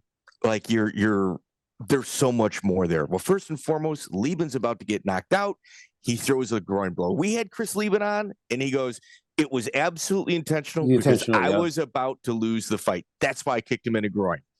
Sleeman says, oh, my God, it hurts. You restart. Sleeman's about to finish him again. Lieben hits him with another groin shot. Lieben, in our interview, said, I also did that one intentional because I was about to lose again. This time, Sleeman goes, screw this. I'm out of here, and leaves the cage all hurt. Lieben's talking shit to him from the cage. Sleeman's on the catwalk talking shit back. The audience starts chanting, let them fight, let them fight. And then you're in the cage just kind of, being cool. You're being Herb Dean. Then they bring Sleeman back in and they restart the fight again after you stopped it. Yeah, and those early WECs, greatest. There was a lot of things that wouldn't have happened. Yeah, a lot of things that wouldn't have happened. I think Sleeman did a couple of groin shots too to get back, right? He did a couple of dirty things. Yeah, he did. Yeah. He did some dirty things like that too. I mean, but yeah, Lieben, definitely. I've talked to Lieben about that since then. Lieben, as far as in some other fighters, they're like, every groin shot I threw, I did it on purpose. There's a couple of guys who said that. Yeah, The throughout audience, their whole career, everything I did yeah, throughout their whole the career. the audience taunted Sleeman and the promotions as, man, well, let's just let him fight another time. There was someone who was the commissioner of that, right? Was he? He was the commissioner at that time, right? I think it He was called just himself. There's a guy who his name was Paul. not Paul Herrera. No, his name was Paul. Was is it this Paul pre Smith? Armando Garcia? Is this pre Armando Garcia? No, it wasn't the commission of California. He called himself the commission for all these shows. I think he did the IFC, and then he was in charge of that part. Paul Smith literally was one of the owners of the WEC, and I think he still works for the UFC. He actually went with the UFC. You're thinking of Reed Harris. I'm thinking of Reed Harris. You're right. Yeah, Reed Harris. Right. So there's Paul Smith, I believe. Yeah, he was a part of that, and so he kind of make the rules. I remember one time there was a fighter. I disqualified him. He just came in and said, "We're overturning that disqualification." Yeah. Are you serious? Yeah. So he made the rules, and and they were appropriate. I mean, it was a rough time. You know what I mean? So it was he kept things moving. But there's me. I was like, man, this dude needs to be disqualified. It's like, well, he was already, and he was right. He was like, well, the guy was already kicked before he did the dirty stuff. I'm going to call it a win. Like in the, and he was right. The guy's butt was kicked. There was no need for the dirty stuff. But I was like, man, I think we should take the win from him for the dirtiness. Joey, this guy refereed at King of the Cage Went Wild. Yes, he did. Yeah, I did. Yes, I was there. That was also when Here Comes the Boom, right? Oh, did they have one that was raining? They pick all the different things that happen from all those things, like the cage falling apart. They brought them all from real things that happened. So at Wet and Wild, which is where Rafiel Torre fought Loca Keanu, but I tell you the one crazy fight, you refereed it. Dean Lister lost to Jason Flynn. Wow. Jason Flynn was no punk. No, he was no fun, but Dean Lister, okay. Jason Flynn was a beast, though. Where's Jason Flynn from? Militich. That's what I'm saying. He's from the Midwest. One of those guys who had a lot of MMA fights. You know what I mean? Probably. How many fights did he have? Or he's out there with really tough guys where they fought hard, I think he had like 10 or he had like 10 or 12, and Lister, it was like his second fight, I think. But Lister, like that rain, made everything slick. Yep. You're popped. Who else fought on there? There's that little kind of little short guy from Joe. Got his name. Joe Hurley and Charlie Collier were on that card. Okay, and then there's a guy. Kohler. Come on, Kohler. bro. Oh yeah, Charlie Kohler. Yep, that was. And then a lot of people fought on that. Didn't Dean List? What's his name?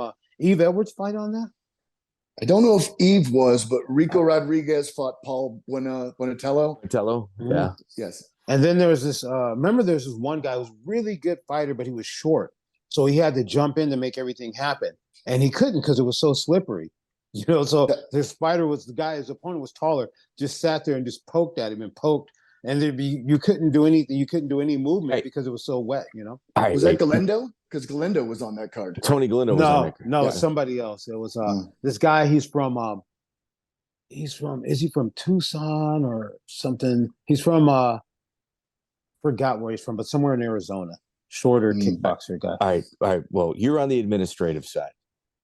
What is the conversation like when they say, hey guys, we're about to get into like a thunderstorm with actual lightning taking place and the rain's coming down sideways, but we're going to continue with the show? Like how does that conversation take place? Well, that conversation, it's like, okay, we're going to continue with the show. That was like a learning experience. That was like, hey, we did this, but I don't think ever again. That was like, hey, this, this was early in those days. It was like, where you're learning things like, because the thing about it was so unfair for the fighters, so far unfair for some of the guys, because it definitely affected their wins. King of the Cage had brought in guys from Pride, that Alexander Utska. There was a couple of other ones. So they had flown him all the way from Japan, and they just were not going to cancel the fights regardless. There's a lot going on there. Yeah, they were not going to cancel. They spent a lot of money to try to make it happen. They weren't going to do it. Okay, now they made limits. Made lemonade out of lemons. Like, hey, we're going to call it Wet and Wild and sell some DVDs. You were right. Yves Edwards was on that card. He fought Jeremy Williams and lost a split decision. Mm-hmm. Yves Edwards, in my opinion, was the first real martial artist putting everything together. Like the guy that was not proficient, good or great at everything. Right. Yeah, he was. Yeah, he was one of those early guys. You also, you were, okay, there's a lot of people that you refereed their debuts in King of the Cage. Forrest Griffin and Diego Sanchez. But one of the kind of hidden gems, Jason House versus James Fanisher. Jason House is the owner of the largest MMA management organization in the world. What's really funny is did I referee that fight? Yes. That's crazy because, that's crazy because House and I never talk about that.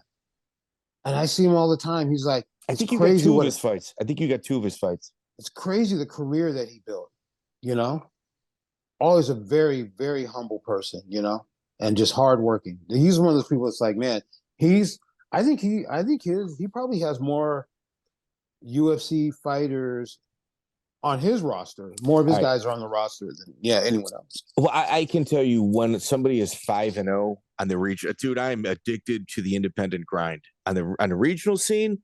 If you're 5 or 6-0, you're probably already signed by Iridium, and you're probably 4 or 5 fights away from being in the UFC.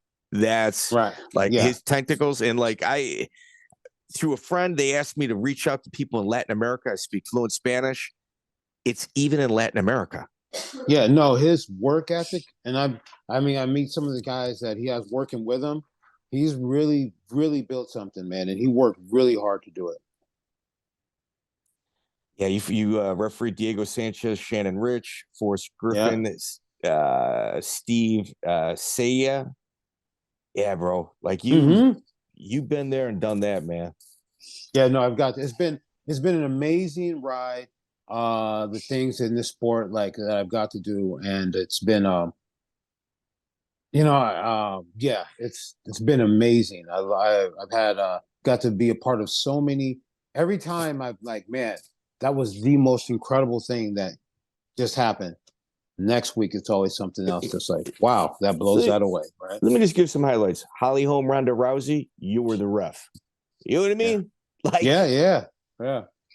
Quentin, I'll tell you, the ref, Forrest Griffin and Stephen Bonner. Yes. Yeah, when you come back on again, after Joey gets done dog sitting many, many more times, and he's out of favor. The Ultimate Fighter Season 1, I'd like to just do something dedicated on that along with the Ultimate Fighter because your contributions go largely ignored in regards to that. And it's probably one of the most important. You kept your mouth shut. Dude, you kept your mouth shut, bro. Oh, I'll tell you some stuff about some of that too when we come back. There's some stories. Yeah, but let's see how long we've been doing this. We got to see something, right? Yeah, we're gonna wrap up. Herb, one question.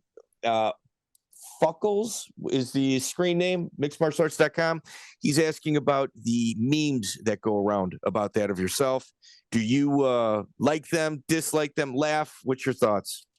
I laugh. I think a lot of them, it's some of them I'm just like, man, I didn't expect it. And I think it's so much that it's kind of cool that people choose me. I'm honored that people have so much fun with me. You know what I mean? Some of these memes are hilarious and creative. And especially that one, the last thing with the little slide. People had so much fun with that. Yes. Yeah. Herb, no, they have a lot of fun with me. Yeah.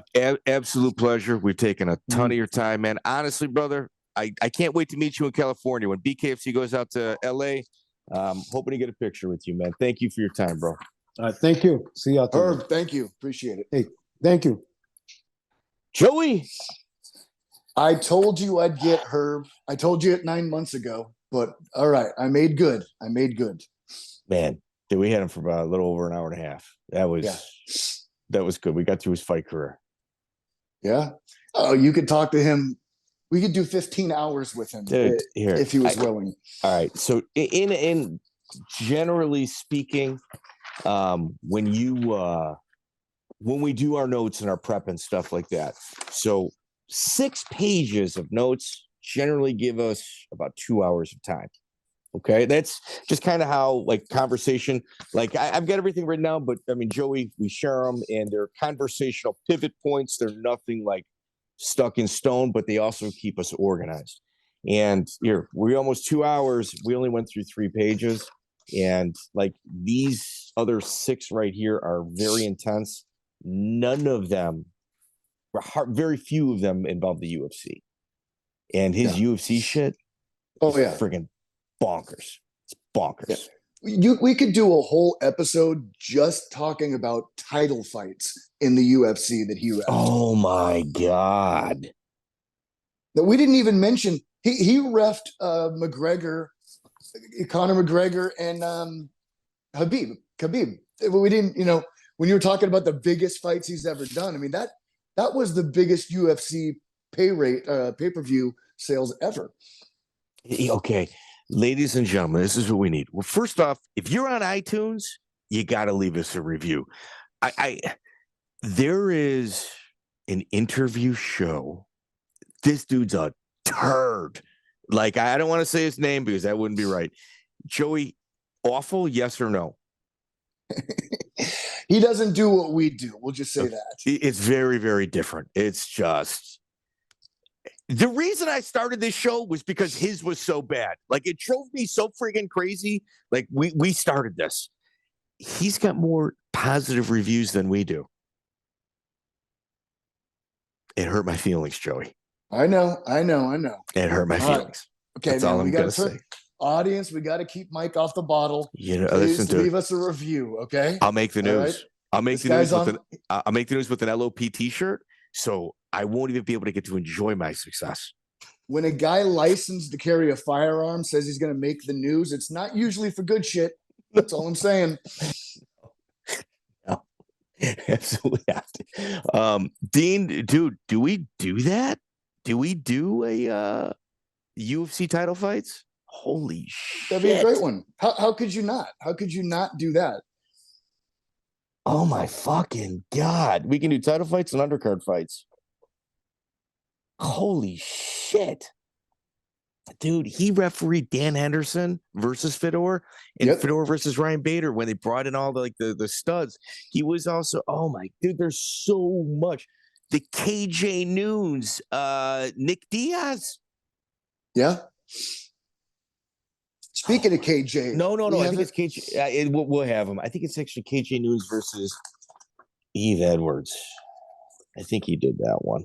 Probably. He did Gilbert Yvel versus Houston Alexander on the independent grind, as well as was on the undercard. Justin Frazier versus Derek Lewis. Nick Diaz versus Joe Hurley. He did in WEC 6. Banuelos versus Eddie Weiland, WEC 20. That was, to me, that's like the 135-pound world title fight, like when it got its legitimacy. Bro, Leon Edwards versus Usman. 2, I know there was some locker room conversation there that like both people had conversations with Herb about certain things that they didn't like about the other fighter. Frank Shamrock versus Renzo Gracie when Shamrock got DQ'd for knees to the head. Holy fuck, bro. These are just the notes I had in my phone. Jeremy Horn versus Chael Sonnen on the independent grind. Jeremy Horn wins. And the rematch in the UFC 60. Jeremy Horn wins. Dude, yep. Dude. Fucking first ballot Hall of Famer. And I tell you, the one fight, first ballot Hall of Famer. Easily. Yes. What would it take for him to not be a first ballot Hall of Famer? I don't even want to say. He'd have to do something terrible. Yeah. Yeah, and if he did, he'd probably just kind of get elected, kind of like under the radar, where we just don't announce it. We just put him in. Yeah, No, there's no chance he's not in that hall. There's a few different. There's consumers, and then there's people that actually do the work. The people that kind of make the magic happen, to grease in the gears. And the people in the Hall of Fame are like that top echelon of people that, have put their body of work forward. Right. He's in that top 1% of that top 1% in terms of his body of work. And that's a fact. Yeah. Yep. He became a household name. And when I knew him, he was just reffing on Indian casinos in a sport that half the country had never heard of. So were you surprised at how fast he got popular? No, because there was a vacuum. He was putting in the work on the King of the Cage level, all the Indian casino stuff. So once he got into the UFC, I mean, then it's hit or miss if it doesn't go well for you. But as soon as I saw the Frank Mir, Tim Sylvia arm break, once he had the balls to make the right call and stick to it, in that case, I said, dude, he's along for the ride. He's going to be the next John McCarthy. Joey, in that fight, that was his second UFC fight that he had ever refereed. So he's still new in their eyes. Yeah. And even though it's kind of a small community, the entire audience turned against him. Tim Sylvia was saying, there's nothing wrong with me. You stopped it wrong. Tim Sylvia was no selling an injury. The doctor from Las Vegas, the redhead, always very professional. She even said, there's nothing wrong with this. And Herb went against the color commentary booth, the live audience, the Las Vegas doctor, and the commission, and said, nope, I'm right. And then when Joe Rogan was able to get the replay, the audience went from boo, boo, boo to oh. And the only one that saw it, Herb Dean. I was in that audience and I heard the shit that the audience was saying about Herb, and it was getting rowdy. I honestly feared for Herb's safety in that moment until they did the replay on the big screen, and it just gasps. He never faded though. Like he stood by his decision. Like, hey, dude, like, you want to go trivia with me?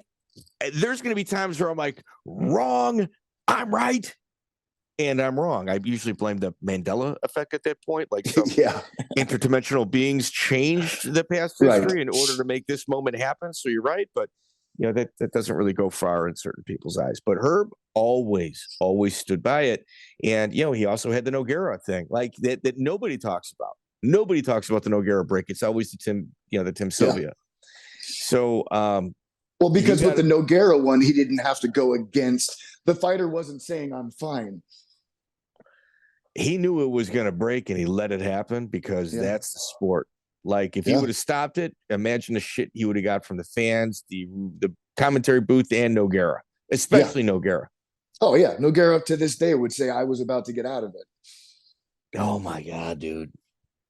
Yeah, Herb always had the balls to stand behind his conviction, and that's rare. You met another one of my friends this week, Mike Beltran. He's kind of got the same confidence to stand behind his decision, and that's what makes those guys good refs. You know what, dude? We should have brought up Joe Camacho a little bit more.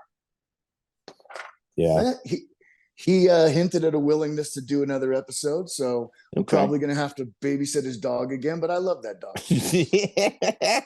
Dude, Derek Lewis. It's Herb Dean's fault after Curtis Blades, even though Herb, did his job. Like, there's so much there, man. There's so much there. Yeah. Well, he's in the books. Who we got next? I think we got Jeff Coran next. Remco Pardue, I'm going to try to knock out this Sunday. Those KJ two. Nunes? KJ Nunes, maybe we can get him this Sunday too. So KJ's a fireman. Timmy Ford. Yeah, go ahead. KJ Nunes is doing my old job in my old station. So that was a surprise. So KJ Nunes, Tim Ford, who got us Dean Lister, bro. That guy gets us Dean Lister and KJ Nunes. I'm probably gonna send him another bag of mushrooms. So you should. And